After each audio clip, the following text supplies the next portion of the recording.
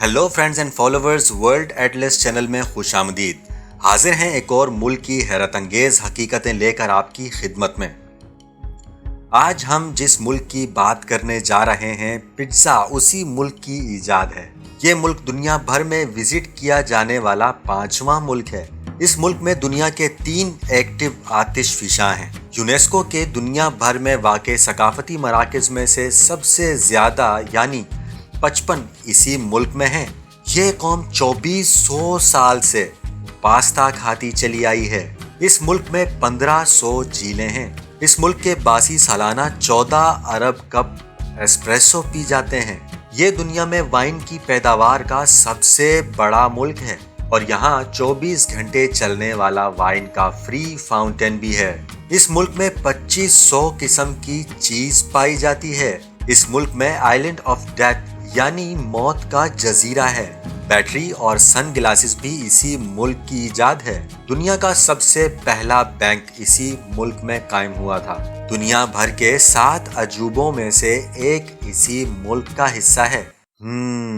शायद आप नहीं बूझ पाए। कोई बात नहीं, हम बताए देते हैं कि हम यूरोप के एक मुल्क इटली की बात कर रहे हैं। इस वीडियो में हम आपको दिखाएंगे इटली की खूबसूरती, यहाँ की कुछ यूनिक डेस्टिनेशंस, लोगों का रहन सहन, यहाँ के खाने और कुछ इंतहाई अमेजिंग फैक्ट्स। तो इस वीडियो के आखिर तक हमारे साथ रहिएगा।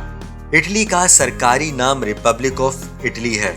इसका रकबा 3,01,340 मुरब्बा किलोमीटर है और इसकी आबादी 6,31,07,116 नफूस पर मुश्तमिल है। ये एक अमीर मुल्क है और दुनिया की मजबूत तरीन इकोनॉमीज में इसका 8वां नंबर है। क्या आप जानते हैं इटली के दारुल हुकूमत का नाम क्या है? सही जवाब, इटली के दारुल हुकूमत का नाम रोम है और यही इसका सबसे बड़ा शहर भी है।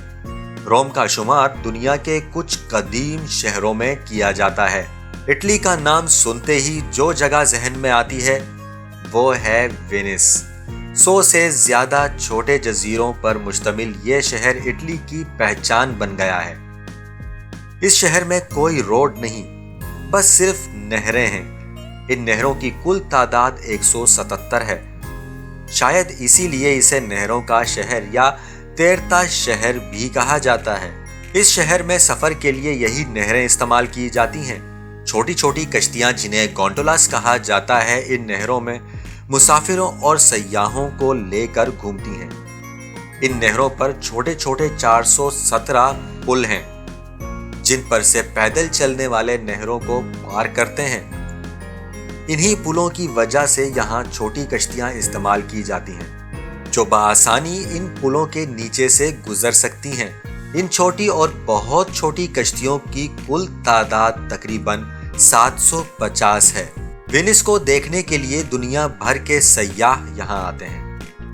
कुछ दहाइयों बाद शायद ये शहर ना रहे क्योंकि ये शहर आहिस्ता आहिस्ता समंदर में डूब रहा है और इस शहर के डूबने की रफ्तार तकरीबन 2 मिलीमीटर सालाना है। अब सितंबर से दिसंबर के बीच ऊंची लहरों से वेनिस में तुग़यानी आ जाती है। ये इस बात की अक्कासी है कि कुछ दहाइयों बाद शायद लोग इस जगह की वीडियोस ही देख पाएंगे और ये खूबसूरत शहर दुनिया के नक्शे से मिट जाएगा। अगर आप चाहते हैं कि इस शहर को सिर्फ वीडियोस में ही नहीं बल्कि अपनी यादों में महफूज करें तो एक चीज याद रखिएगा कि वेनिस एक इंतहाई महंगा शहर है और यहाँ घूमने के लिए आपको रोजाना का खर्च औसतन 30 से 35 हजार रुपए जहन में रखना चाहिए। वेनिस में कुछ बेहतरीन आर्किटेक्चर्स की इमारत हैं जहां सयाह जरूर जाते हैं। इनमें डॉट्स पैलेस, बसिलिका दी सैन मार्को, कैंपेनिली दी सैन मार्को और गैलरी डेल एकेडेमिया शामिल हैं। इनमें से कुछ के लिए गाइडेड टूर भी अवेलेबल हैं, मगर सयाहों के रश की वजह से गाइड का ज्यादा फायदा नहीं होता। जैसा कि हमने आपको शुरू में बताया था कि दुनिया के 7 अजायबात में से एक यहाँ इटली में है। इसे पीसा टावर या लीनिंग टावर ऑफ पीसा कहते हैं। ये टावर 1173 में तामीर किया गया। اور اس کی اونچائی تقریباً 60 میٹر ہے۔ یہ ہر سال تقریباً 1 سے 2 ملی میٹر جھک جاتا ہے اور اب تک یہ پرپینڈیکولر سے 5 میٹر زیادہ ہٹ چکا ہے۔ اگر اس کی مرمت کا کام نہ کیا گیا ہوتا تو یہ اب تک گر چکا ہوتا۔ اب مرمت کے بعد امکان ہے کہ یہ آئندہ 200 سال تک کھڑا رہے گا۔ اٹلی کا دارالحکومت روم ایک تاریخی شہر ہونے کی وجہ سے اپنے اندر بہت سے تاریخی حقائق رکھتا ہے اور یہ اس شہر کے آرکیٹیکچر سے آیا ہے۔ روم کولوسیم اسی تاریخی آرکیٹیکچر کا منہ بولتا ثبوت ہے جو 6 صدی میں تکمیل پایا اور 4 صدیاں بھرپور استعمال کیا گیا۔ اسے رومنز نے انٹرٹینمنٹ ایرینا کے طور پر استعمال کیا۔ آج یہ یونیسکو ورلڈ ہیریٹیج سائٹ کا حصہ ہے۔ اس کے علاوہ Saint Peter's Basilica, Arch of Constantine, Marcello theatre اور ویٹیکن میوزیم یہاں کی قدیم عمارتوں میں سے کچھ مشہور عمارتیں ہیں۔ روم کو ایک قدیم شہر ہی نہ سمجھیں، آج یہ ایک آفاقی شہر ہے جو قدیم کھنڈرات اور ایک متحرک ثقافت دونوں کا گھر ہے۔ آرٹ گیلریوں، جدید بارز اور شاپس، جدید ترین فیشن بیچنے کے ساتھ جدید روم ظاہر کرتا ہے کہ یہ شہر اپنے ماضی سے کہیں زیادہ ہے۔ اسی وجہ سے یورپین یونین میں یہ سب سے زیادہ وزٹ کیے جانے والے شہروں میں 3 نمبر پر ہے۔ روم میں ایک فاؤنٹین ہے جسے ٹریوی فاؤنٹین کہتے ہیں۔ کچھ حکایات کے مطابق اس فاؤنٹین میں ایک کوئن ڈالنے کا مطلب ہے کہ آپ روم دوبارہ ضرور آئیں گے۔ 2 کوئن ڈالنے کا مطلب ہے کہ آپ روم دوبارہ آئیں گے اور آپ کو یہاں پیار ہو جائے گا، اور 3 کوئنز ڈالنے کا مطلب ہے کہ آپ یہاں آئیں گے، آپ کو پیار ہوگا اور پھر شادی بھی ہو جائے گی۔ انہی خواہشات کی تکمیل کی خاطر سیاح یہاں آتے ہیں اور فاؤنٹین میں سکے اچھالتے ہیں۔ ایک حساب کے مطابق یہاں سالانہ ٹورسٹ 1.1 ملین یوروز ملکیت کے سکے اس فاؤنٹین میں اچھال دیتے ہیں، جسے حکومت جمع کر کے چیریٹی میں دے دیتی ہے۔ ملان یا ملانو اٹلی کا دوسرا بڑا شہر ہے۔ اس کی آبادی تقریباً 14 لاکھ ہے۔ ملان کا کیتھیڈرل چرچ یورپ کا تیسرا بڑا چرچ ہے، جسے بنانے میں 573 سال لگے۔ ملان واقعی اٹلی کا آج کا شہر ہے۔ ملان کو روایتی طور پر دوسرے اطالوی شہروں کے مقابلے میں کم دلکش سمجھا جاتا ہے۔ اس کی بنیادی وجہ شہر کا صنعتی پس منظر اور فن تعمیر ہے۔ در حقیقت ملان کی خوبصورتی روم اور وینس کی طرح عیاں نہیں ہے، تاہم اس کا گریس زیادہ باطینی ہے۔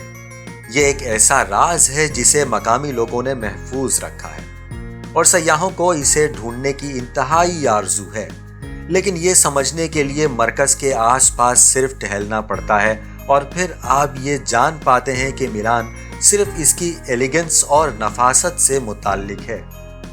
یہاں کا دومو دی میلانو، گیلریا ویٹوریو ایمانویلے اور سمپیونی پارک دیکھنے سے تعلق رکھتے ہیں، مگر اٹلی صرف اس کے قدیم و جدید عمارات اور وینس کی نہروں کی وجہ سے ہی مشہور نہیں۔ یہاں کچھ انتہائی دلکش قدرتی خوبصورتی کی حامل لوکیشنز ہیں۔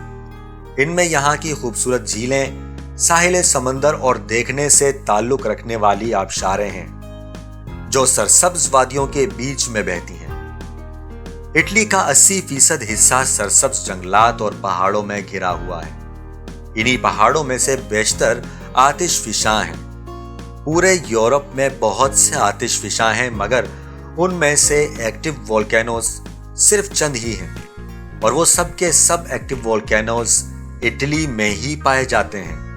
دوستو، آج کل کورونا کی وبا پھیلی ہوئی ہے اور کچھ لوگوں کو سیلف آئسولیشن کرنا بہت دقت طلب لگتا ہے، مگر آپ کو یہ نہیں معلوم کہ اٹلی میں جب طاعون یعنی پلیگ آیا تھا تو اسی وبا میں مبتلا لوگوں کو ایک جزیرے پر چھوڑ دیا جاتا تھا۔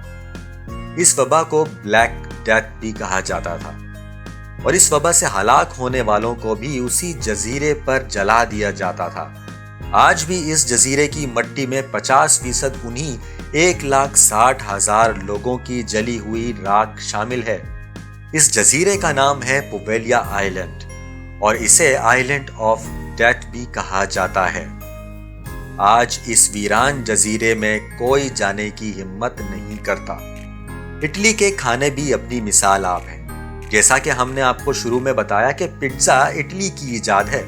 پہلا پیزا اٹلی کے شہر نیپلز میں 1738 میں تیار کیا گیا۔ یہ نیپلز میں غریب لوگوں کی خوراک سمجھا جاتا تھا اور اسے کسی بھی کھانے کے طور پر کھایا جاتا تھا۔ اسے زیادہ تر نیپلز کے اسٹریٹ فوڈ وینڈرز بیچا کرتے تھے۔ پاستا ڈشز بھی اٹلی میں بہت مقبول ہیں۔ یہاں سالانہ فی بندہ اوسطاً 24 کلو گرام پاستا کنزیوم کرتا ہے، جو تمام یورپ میں کسی بھی ملک کی پاستا کنزمپشن سے زیادہ ہے۔ اٹلی میں تقریباً 350 قسم کے پاستا کھائے جاتے ہیں اور آج سے نہیں، اطالوی 2400 سال سے پاستا کھانے کے اتنے ہی شوقین رہے ہیں۔ اطالوی کافی کے بھی اتنے ہی شوقین ہیں جتنے پاستا کے، اور وینس یورپ کی وہ پہلی پورٹ تھی جہاں سب سے زیادہ کافی امپورٹ کی جاتی تھی۔ آج بھی ان کی یہ روش برقرار ہے اور آج اطالوی سالانہ 14 ارب کپ ایسپریسو پی جاتے ہیں۔ اٹلی کی بات کی جائے اور سپر کارز کی بات نہ ہو، یہ ممکن نہیں، ایسا بالکل نہیں کہ اطالوی سپر کارز یوز کرنے کے بہت زیادہ شوقین ہیں، بلکہ فراری، لیمبرگینی، مازراٹی، فیٹ اور الفا رومیو جیسی سپر کارز اٹالین کار برانڈز ہیں۔ اس طرح اٹلی کو دنیا کی سب سے مشہور سپر کارز کا گھر بھی کہا جا سکتا ہے۔ کارز اٹلی کی ایکسپورٹس کا ایک بڑا حصہ ہیں۔ اٹلی اور وائن، یہ دونوں ایک دوسرے کے ساتھ لازم و ملزوم ہیں۔ اطالوی شراب 4000 سال سے تیار کی جا رہی ہے اور اٹلی کا انوائرمنٹ بھی شراب کی پیداوار کے لیے بہترین ہے، جس کی وجہ اس ملک کی آب و ہوا ہے۔ جب یونانیوں نے پہلی بار جنوبی اٹلی میں قدم رکھا تو شراب پہلے ہی اطالویوں کی روزمرہ زندگی کا حصہ بن چکی تھی۔ جی تو دوستو، یہ تو تھی اٹلی کے بارے میں کچھ دلچسپ معلومات۔ اگر آپ اٹلی گئے ہوں اور ہم سے کوئی فیکٹ شیئر کرنا چاہتے ہوں تو کمنٹ میں ضرور لکھیے گا۔ اگر آپ کو یہ ویڈیو پسند آئی ہو تو لائک کیجئے، اپنے دوستوں کے ساتھ شیئر کیجئے اور چینل کو سبسکرائب کرنا ہرگز مت بھولیے گا۔ ملتے ہیں اگلے ہفتے ایک اور ملک کی حیرت انگیزیوں کے ساتھ۔